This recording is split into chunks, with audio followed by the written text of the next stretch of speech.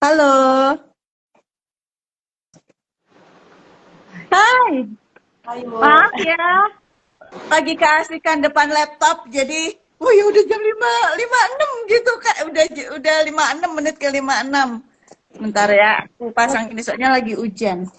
oke Gimana Bu. kabarnya, Cak? Alhamdulillah baik Bu. Ini lagi di kosan, udah nyampe. Udah sampai. Suara saya kedengeran cukup jelas nggak? Soalnya saya di hadapan hujan. Kedengeran cukup jelas nggak suara saya?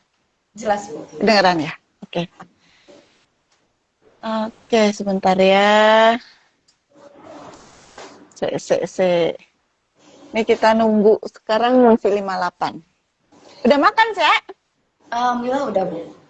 Cak, kok nggak kedengeran ya? Oh, karena saya pakai ginian, nggak bisa ternyata. Saya pakai ginian, itu ternyata nggak bisa, saya juga baru tahu. Oh ya Bu. Oh, nggak bisa ternyata. Tadi suara kamu ngomong, tadi saya nggak kedengeran. Suara saya cukup jelas, karena kan ini kan melenyapkan backsound ya. Iya. Tapi melenyapkan suaramu juga. Saya Oh juga. gitu Bu. Udah makan, Cak? Sudah Bu. Gimana Surabaya panas? Eh, Akhir-akhir ini agak panas. Itu kota terpanas se-Indonesia. Mataharinya dua kan itu. Iya Bu. Bu Billy udah makan? Udah, biasa. Makannya udah sore sih. Apa namanya? Ya biasalah gitu ya. Sekarang ada tetangga yang suka ini apa suka eh, catering. Jadi suka beli daripada aku bosen ya pakai online itu bosen gitu. Jadi suka order terus diantar depan pagar gitu kan kurang apa coba. Saya mau bikin kelas loh, Cak. HR Master Class, HC Master Class bulan Oh, depan. oke Bu. Ya, dibantu oleh 3 orang juniornya Ocha. Oh ya. Nah, saya ngambil 3. Telepon. Iya Bu. So, memang kerja sama saya banyak mikirnya ya, gitu ya. Bukan banyak adminnya. Kalau kerja sama saya memang harus banyak sekali mikirnya. Iya. Heeh. Jadi sekarang mereka lagi setup. Jadi eh, oke. Ini sudah pukul 20, Cak. Kita mulai aja ya, Cak. Ya, silakan Bu. Oke, selamat malam teman-teman semuanya. Senang sekali kita ketemu lagi ya di IG Live yang episode ke-22. Gitu ya. Nembus di atas 20. Saya juga nggak nyangka nembus di atas 20 ya. Nah, narasumber kita malam ini kembali lagi Gen Z yang berprestasi yaitu Berliana Jasmine gitu ya, yang saya sering manggilnya adalah Ocha gitu ya. Beliau akan sharing, beliau punya segudang prestasi terkait dengan public speaking gitu ya. Beliau akan sharing mengenai bagaimana sih tips and triknya lah lebih tepatnya terkait dengan public speaking. Tapi sebelum ke sana gitu, Ocha mungkin bisa menceritakan gitu ya, pencapaian Ocha terkait dengan public speaking itu apa saja, Cak? Silakan, Cak. Ya, untuk public speaking itu saya memulainya itu dari SD, pernah jadi MC ketika upacara bendera di Senin, terus waktu SMP saya ikut lomba storytelling, menceritakan cerita dongeng dalam bahasa Inggris. Eh, Mhm. Waktu SMA saya ikut debat bahasa Inggris, lalu ketika kuliah juga ikut debat bahasa Inggris, alhamdulillah dapat juara ketiga di Pekan Ilmiah Perguruan Tinggi Kedinasan tahun 2022 kalau nggak salah, 2021. Ya. Jadi mulai dari kecil ya, Cak, berarti ya, Cak. Mulai Betul. dari kecil sudah dilatih. Waktu itu siapa yang melatih, Cak? Waktu SMP itu guru bahasa Inggris saya melatihnya itu dengan kan dia ngajar kelas lain juga Bu. Nah saya dibawa ke setiap dia memulai kelas itu dibawa untuk memulai storytellingnya itu di setiap kelas gitu. Jadi itu melatih mental saya sih. Jadi saya um, waktu itu ceritanya tentang telaga warna. Nah saya menceritakan telaga warna itu dalam bahasa Inggris dengan penuh ekspresi juga karena namanya lomba storytellingnya. Nah itu saya ceritakannya ke setiap kelas yang diajar oleh guru bahasa Inggris tersebut. Jadi Oke, oke. memulainya dari situ juga sih.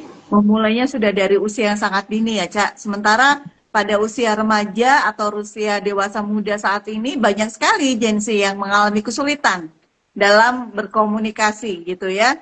Di beberapa kali saya bertemu dengan Gen Z, banyak dari mereka yang, Bu, saya punya kesulitan, apakah saya perlu untuk belajar tentang public speaking? Itulah kenapa dari beberapa pertemuan dengan para Gen Z demikian, maka kita angkat judul ini dengan narasumber yang memang sudah ahlinya, ya Cak ya. Oke Cak, gitu ya. Baik, kita mulai saja ya Cak ya. Cak ingat nggak gitu ya, pertama kali gitu ya, pertama kali itu waktu masih SD ya Cak ya. Apa yang dirasakan pertama kali Oca melakukan public speaking Cak pada saat itu? Apa perasaannya? Karena itu pertama kali ya rasanya tuh campur aduk, gugup parah, terus tangan dingin, tremor juga waktu megang mic. Uh-uh. Cuman ya udah let it flow. Setelahnya malah saya ada rasa puas juga sih karena bisa menaklukkan rasa takut tersebut. Hmm. Oke, tadi kan keringat dingin, gugup, dan sebagainya. Apa yang Ocha lakukan untuk menetralisir atau untuk mengelola rasa kecemasan tadi? Bahasa saya kecemasan ya, gitu ya. Oke, apa yang Ocha lakukan pada saat itu untuk mengelola rasa cemas tadi? Ini sih Bu, di mindset mencoba angkat tangan pasti bisa, pasti bisa. Terus juga tarik napas dalam, terus Iya. ya dan juga di breathe in, breathe out supaya lebih tenang gitu sih Bu. Oke. Jadi pada saat itu untuk mengatasi yang namanya kecemasan, kegugupan, itu adalah dengan melatih nafas ya, Cak ya. Dan Betul. itu cukup membantu Ocha untuk menciptakan ketenangan pada saat bicara di depan publik. Seperti itu ya, Cak ya. Betul. Oke, baik. Kemudian, Cak, gitu ya, kalau mendengar istilah public speaking gitu ya, di dalam benak Ocha itu apa yang pertama terlintas begitu mendengar kata public speaking? Mungkin kalau pertama kali dengar kayaknya kayak ngomong di depan banyak orang dan kita nggak boleh blank gitu. Tapi kalau makin di sini justru makin sadar kalau misalnya public speaking itu bukan cuma soal ngomong lancar, tapi Mhm. gimana sih supaya kita bisa menyampaikan pesannya itu dengan cara yang ngena dan jujur Mhm. di Mhm. audiens. Oke. Dengan cara yang ngena dan jujur, boleh dieksplorasi lagi, Cak, gitu ya. Contohnya seperti apa mengena dan jujur itu? Karena eh, kan Gen Z ini kan perspektifnya memang generasi yang berbeda ya, gitu ya. Di mata generasi yang lain, setiap generasi pasti beda, gitu ya. Tapi perbedaannya lumayan kalau untuk Gen Z ini, gitu ya. Ngena, tadi kan bahasanya adalah ngena ya, gitu ya. Ngena dan apa tadi? Ngena Dan dan ngena dan jujur. oh, ngena dan jujur. Oke, bisa dijelaskan lebih detail, Cak? Dan apa contohnya? Topik apa contohnya? Kalau ngena itu maksudnya itu kayak berkesan gitu Bu, menyentuh dan tepat Hmm. ke audiens kayak masuk ke hati pendengarnya. Jadi nggak cuma didengar tapi dirasakan. Di mana isi pesannya itu ya harus relevan sama pengalaman audiens juga gitu Bu. Dan cara nyampainya juga kita harus sederhana tapi kuat. Ada unsur emosi lah di dalamnya. Oke, jadi satu, kalau kita bicara ngena dan jujur itu isi pesan relevan. Relevan dengan audiens maksudnya ya, Cak ya? Bu. Oke. Nah, kemudian yang kedua adalah cara menyampaikan penuh emosi nih. Otak saya ini mikirnya, kalau cara menyampaikan penuh emosi, apakah seperti kita bermain sinetron yang penuh emosi? Atau bagaimana, Cak? Silakan, Cak, diterangkan, Cak. Lebih ke empati gitu Bu. Kita ada empati sama audiensnya. Oke, contoh realnya seperti apa? Contohnya, kita share pengalaman kita yang dirasa relevan lah sama si topik ini gitu. Mm-mm. Topiknya Oke. public speaking ya, kita memposisikan diri kita gimana sih waktu awal-awal kita masih belum seperti sekarang, masih pemula banget dalam Mhm. public speaking, Mhm. kayak masih gemeteran, Mhm. masih nervous. Nah, kita ceritain pengalaman kita seperti apa. Nah, gimana cara kita bisa mengatasinya. Nah, itu kan nanti jadi apa saran juga kan buat audiensnya Bu, supaya nanti ke depannya ketika si audiens ini memulai public speaking, dia jadi, oh ternyata semua orang pernah merasakan hal gugup seperti ini ya di pertama kali mereka public speaking Mhm. dan belajar. Mhm. Mhm. Mhm. Jadi kalau kita bicara ngena dan jujur itu harus relevan berdasarkan pengalaman ya, kayak storytelling gitu ya, Cak ya. Ya, Betul. berdasarkan pengalaman dan emosi karena ketika kita mengalami itu pasti kita pengalaman itu menumbuhkan emosi gitu ya. Jadi ketika kita menceritakan mau tidak mau itu emosi itu muncul lagi tuh. Gitu Betul. ya. Ya, Cak, gambarannya seperti itu ya, Cak ya. Iya, Nah, Bu. kalau menurut Ocha sendiri sebagai Gen Z ya, Cak, gitu ya, pernah nggak merasa takut untuk dijudge gitu ya? Karena bisa jadi pengalaman itu mungkin dalam tanda kutip dianggap masih relevan, tetapi dianggap itu kurang menggigit buat audiens gitu. Iya, kalau misalnya takut dijudge ya sering sih Bu. Apalagi pas awal-awal tuh kayak takut salah ucap, takut Mhm. diketawain, atau takut dibilang so tau lah. Tapi Mhm. lama-lama ya saya sadar kalau misalnya semua orang juga ya pernah gugup pastinya, dan gak semua orang yang nonton kita itu pasti ngejudge kok. Pasti banyak juga yang justru dukung dan respect karena kita berani nyoba gitu. Oke, jadi sebetulnya kalau kita takut dijudge itu bukan alasan gitu ya. Karena kalau kita tampil mungkin akan ada peluang yang menjudge kita itu pasti ada gitu ya, peluang itu ada. Tetapi kita nggak boleh berkecil hati karena yang mendukung kita pun juga pasti akan banyak gitu ya Kak Ca ya. Oke, baik, baik, baik. Oke, kemudian nih Cak gitu ya, saya sambil ngelihat laptop untuk melihat contekannya gitu kan. Oke, kalau menurut Ocha sendiri nih ya, Gen Z itu jago ngomong nggak defaultnya gitu ya? Kemudian atau karena eh, belum atau karena tidak jago ngomong karena belum berani? Kalau defaultnya itu seperti apa sih kalau menurut Ocha? Mostly ya, nggak semua Gen Z ya. Mostly Gen Z itu apakah memang jago ngomong atau mereka nggak berani ngomong gitu? Kalau menurut Ocha? Kalau menurut saya sih Gen Z itu termasuk generasi yang berani speak up, Bu. Apalagi di media sosial gitu. Tapi ya memang ketika harus ngomong langsung atau di ruang formal itu masih banyak yang masih struggle, dan sebenarnya potensi ngomongnya tuh ada. Tapi tinggal diasah aja dan diberi ruang aman aja buat latihan gitu, Bu. Oh, oke. Artinya Gen Z itu sebetulnya sangat mudah untuk speak up, tetapi di media sosial, gitu ya. Tapi kalau berhadapan langsung itu sepertinya perlu latihan ya, Cak ya. Iya, betul. Mostly mungkin Ya, seperti itu.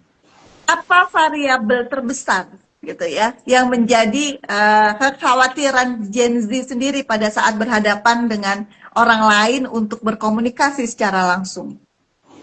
Mungkin yang menjadi kekhawatiran mereka ya itu tadi sih, Bu, takut dijudge orang lain. Apalagi istilahnya sekarang overthinker lah, Bu. Overthinking. Overthinking ya. Oke. Nah, saya tadi ke bawah lagi ya, Cak, gitu ya. Mereka overthinking karena apa kalau menurut Ocha pribadi? Mungkin karena mereka takut salah, dijudge, nanti bisa diomongin di belakang jadi bahan tertawaan, ya mungkin Oke. jadi apa ya? Mungkin takut jadi apa namanya, Bu? Moodnya down gitu, Bu. Ya, Mentalnya jadi down. insecure ya. Insecure ya, insecurities. Insecurities ya mereka ya. Oke. Nah, kalau dari Ocha misalnya nih ya, gitu ya. eh kan tadi Ocha sudah menorehkan banyak prestasi nih ya di sekolah terkait dengan public speaking gitu ya. Oh, ada yang jawab takut salah, Bu. Oh, iya. Ini siapa? Elauhi. Ya kan, takut salah gitu. Nah, Ocha sudah menorehkan banyak sekali prestasi di dunia akademis terkait dengan public speaking. Nah, kalau di dunia kerja, kan sekarang Ocha sudah bekerja nih ya, gitu ya, sudah kenal dengan dunia kerja sejak beberapa tahun yang lalu. Kalau di dunia kerja sendiri, gitu ya, apa perbedaan antara public speaking dalam konteks akademis dengan public speaking di dunia kerja? Kalau menurut Ocha? Kalau misalnya di sekolah itu public speaking-nya lebih ke nyampe informasi, nah presentasi Hmm. tugas gitu. Tapi kalau di dunia kerja ada tuntutan tambahan di mana kita harus diplomatis, persuasif, dan harus jaga citra juga, jaga jaga image. Jadi gak cuma ngomong aja, tapi ada strategi komunikasi yang lebih matang gitu, Bu, buat Oke. audiensnya. Oke, jadi kalau di dunia akademisi gitu ya, itu kan hanya menyampaikan informasi gitu kan. Iya, Sementara di dunia kerja itu mungkin harus ada strateginya karena mengandung banyak variabel tadi ya. Mungkin salah satunya adalah bagaimana menginfluence atau menjual ide kita kepada orang lain. Ya kan? Betul. Seperti itu ya, Cak ya. Ini bahasanya saya agak tarik ya, Cak, gitu ya, menjual ide. Karena ketika kita di dunia kerja ya kita berkomunikasi untuk menginfluence orang lain maupun untuk menjual ide kita, gitu ya.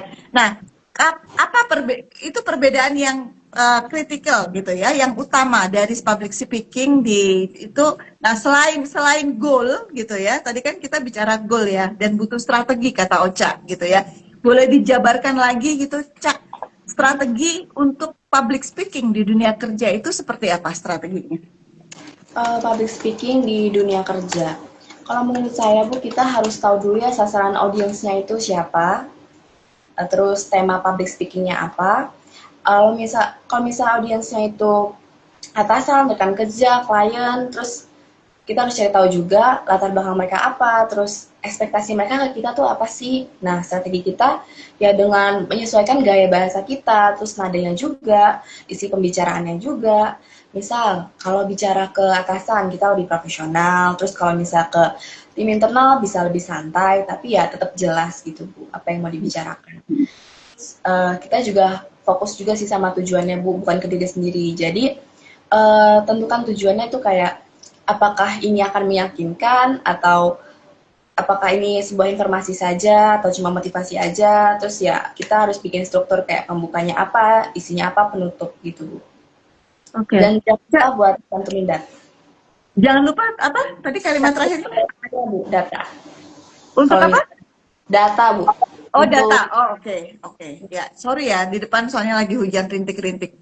oke Oh, Bu. berarti berbasis kepada data ya. Jadi kalau kita bicara dalam konteks pekerjaan, memang kita membutuhkan strategi-strategi tertentu gitu ya, termasuk data. Karena kita mau menjual ide atau menginfluence orang lain, sehingga kita harus paham betul gitu ya.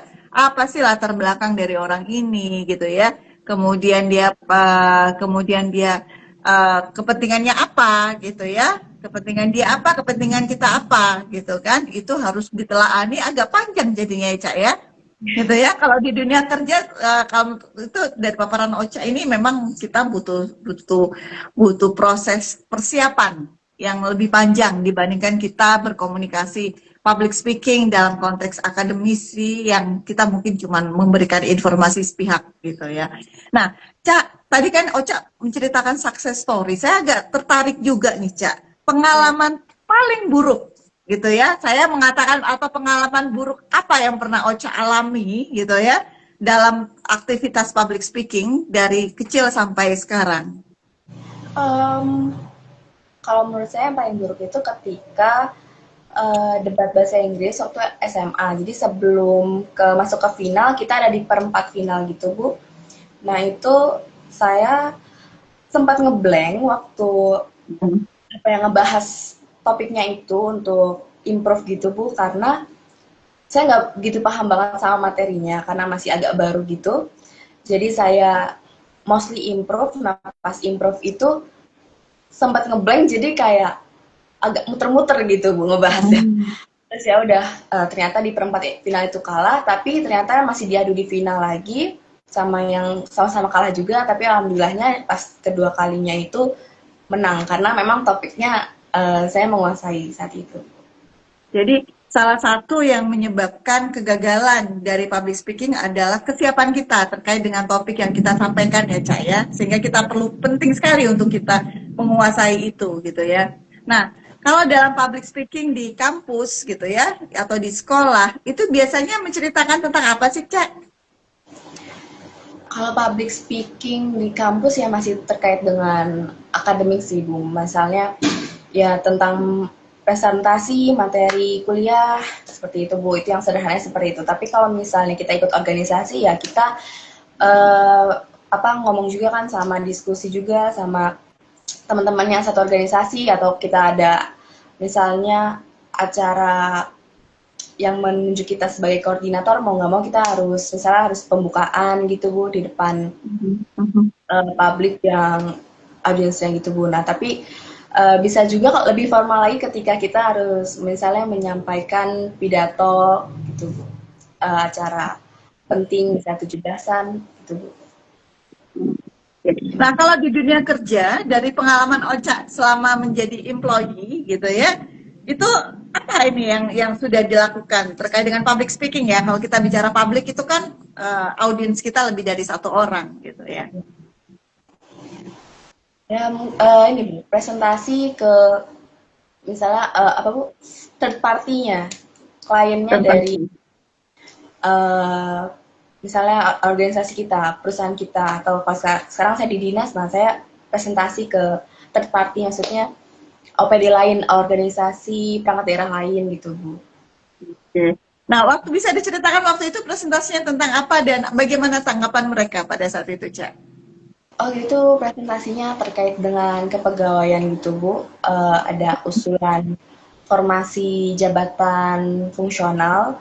Nah itu saya bantu untuk menjelaskan terkait dengan yang dibutuhkan itu berapa formasi, terus dijabarkan secara rinci juga Bu, kenapa kita butuhnya segitu. Hmm. Oke, tanggapan audiens pada saat itu seperti apa nih, Cak? Jadi penasaran, Cak. Tanggapannya ya mereka, oke ini make sense ya, ya udah gitu. Oke, nah Nica ya, gitu ya. Pernah nggak mengalami imposter syndrome nih ketika Ocha harus bicara kepada figur otoritas yang tinggi banget? Gitu? Ya sih, pasti pasti pernah. Karena aku siapa sih kok bisanya ngomong di depan orang-orang yang sepintar itu. Tapi ya saya juga belajar ya kalau misalnya setiap orang itu pasti punya perspektif yang unik. Bahkan Oke. para senior juga bisa belajar dari sudut pandang kita yang sebagai Gen Z ini, atau ya maksudnya asal kita kan menyampaikan itu dengan cara yang respectful gitu sih. Mhm, mhm. Jadi menyampaikan dengan respectful gitu ya kepada para figur otoritas gitu ya supaya eh, kita relevan gitu ya supaya dibayin oleh para audiens ya Cak ya. Betul. Oke. Nih Cak, tadi kan Ocha bilang kata jujur nih ya gitu ya. Ya. Harus dengan jujur gitu kan. Nah, eh kalau bahasa saya ya Cak gitu ya, itu identik juga dengan jujur itu identik dengan otentik nih gitu ya. Ya. Karena tiap pembicara, public speaker satu dengan yang lain itu pasti akan punya ciri khas nih gitu kan. Yang Ya. membedakan si A dengan si B dan seterusnya nih. Gitu. Kalau misalnya menurut Ocha gitu ya, apa indikator dari perbedaan apa sih perbedaan itu mencakup perbedaan apa sih gitu ya apa yang menjadi pembeda atau ciri khas itu tuh mencakup elemen apa saja sih yang terkait dengan ciri khas itu dari satu public speaker satu dengan yang lain. Kalau ini point of view saya aja berarti ya Bu ya. Ya.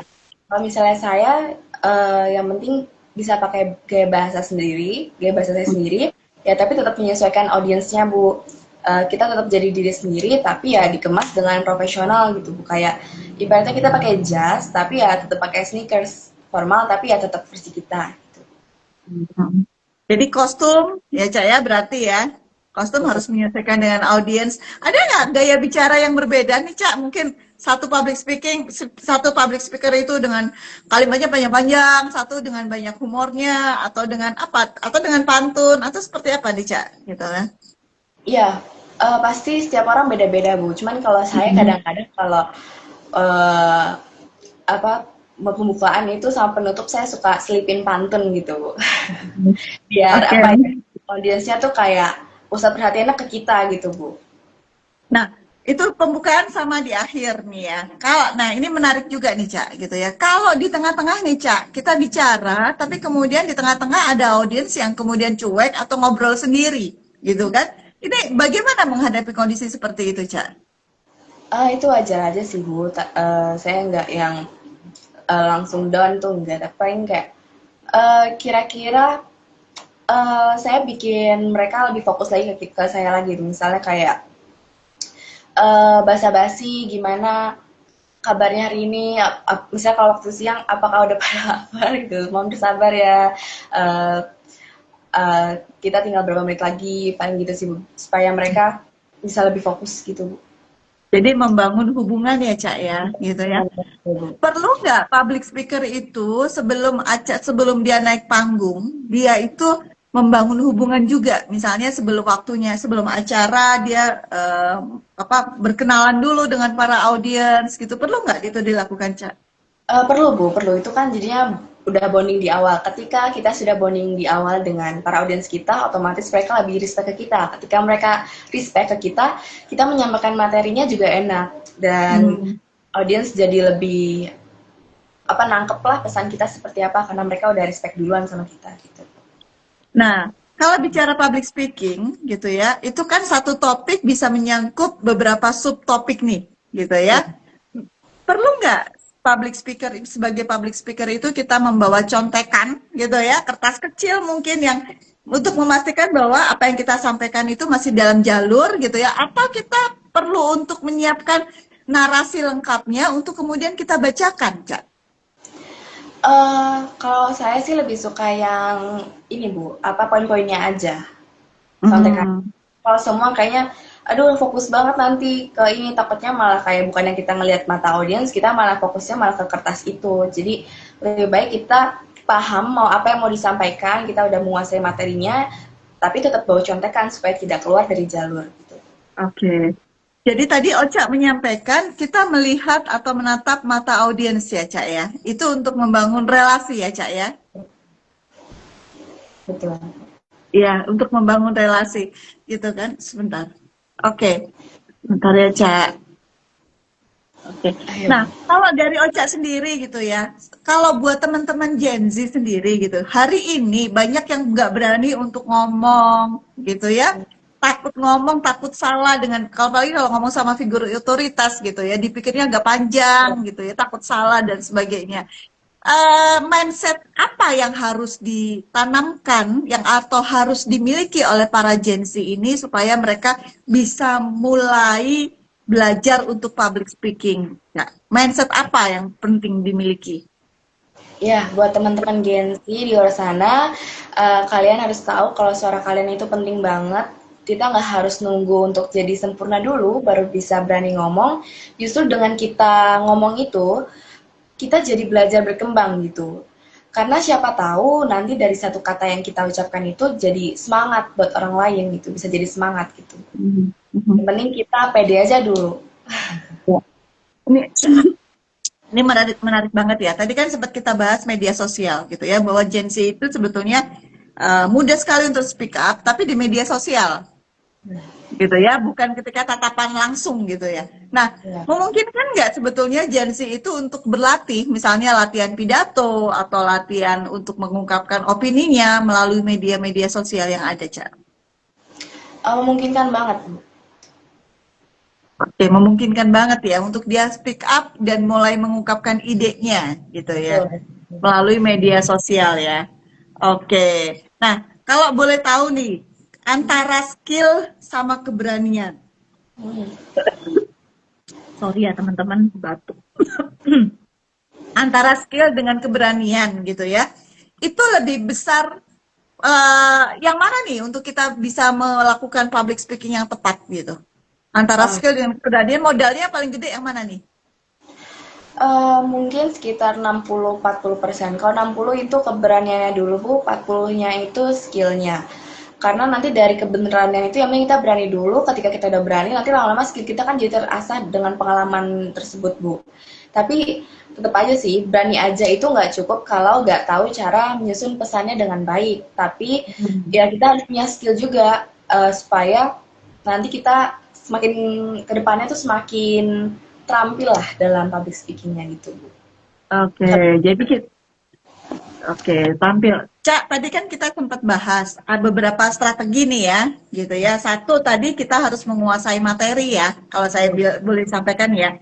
Strateginya adalah kita harus menguasai materi, kemudian kita harus membangun hubungan gitu ya dengan para audiens. Kemudian yang ketiga juga kita harus berani dulu gitu ya. 60% bahkan kata Ocha kita harus berani dulu nih ceritanya gitu ya.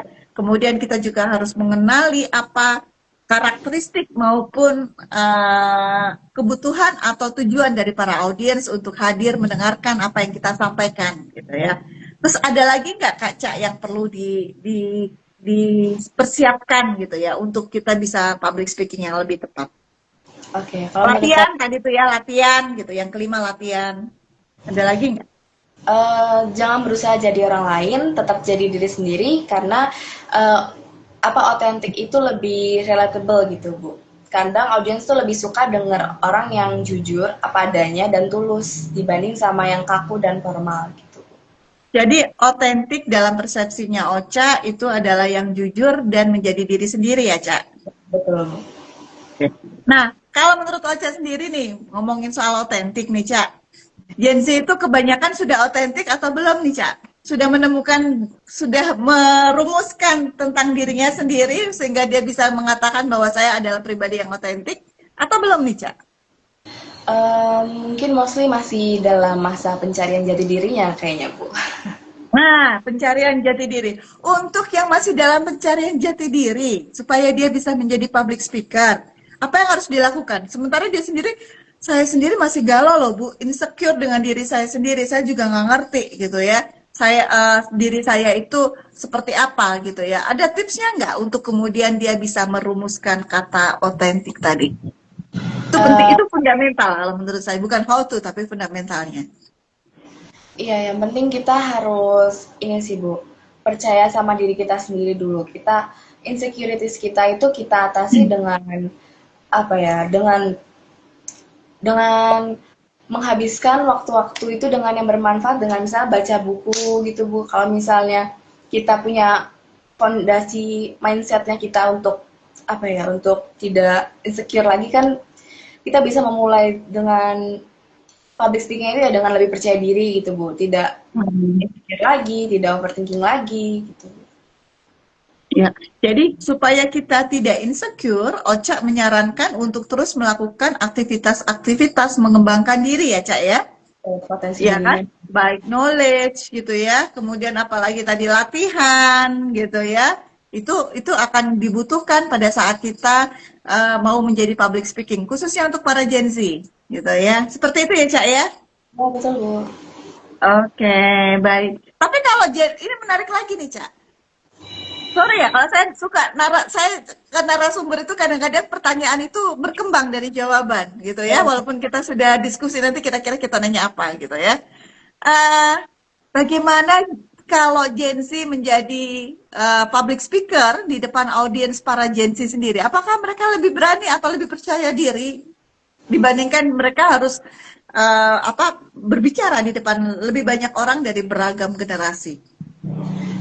ini berarti posisinya Gen Z untuk Gen Z ya, Bu? Yes. Ya menurut saya karena segenerasi ya gak beda jauh gitu umurnya, justru mereka kayak lebih percaya diri karena ya udah kita sama-sama segenerasi mungkin lebih nyambung, lebih sefrekuensi lah anak zaman sekarang ngomongnya. Jadi lebih mudah penyampaiannya begitu, Bu. Iya, iya, iya.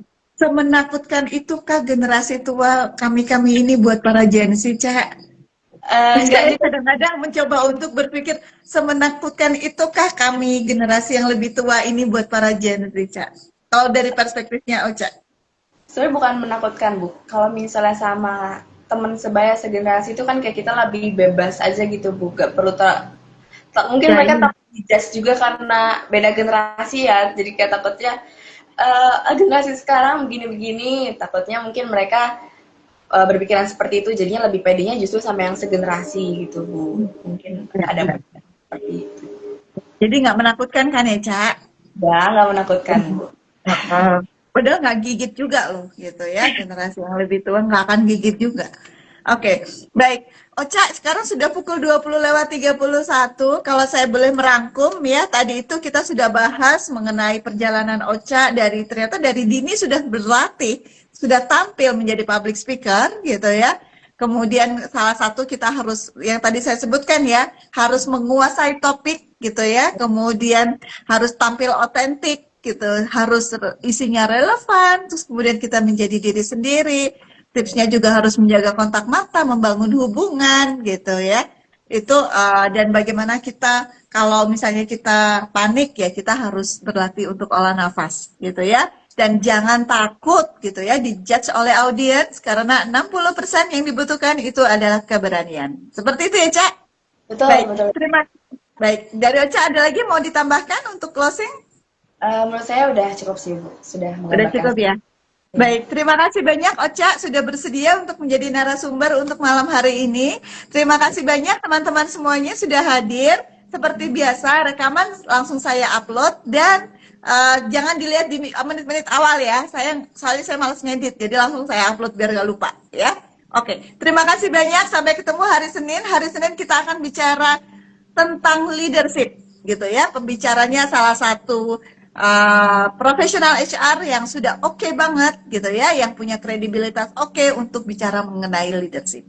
Terima kasih banyak Ocha, terima kasih teman-teman semuanya. Selamat malam. Izin Selamat saya close ya. Thank you. Makasih, Ca.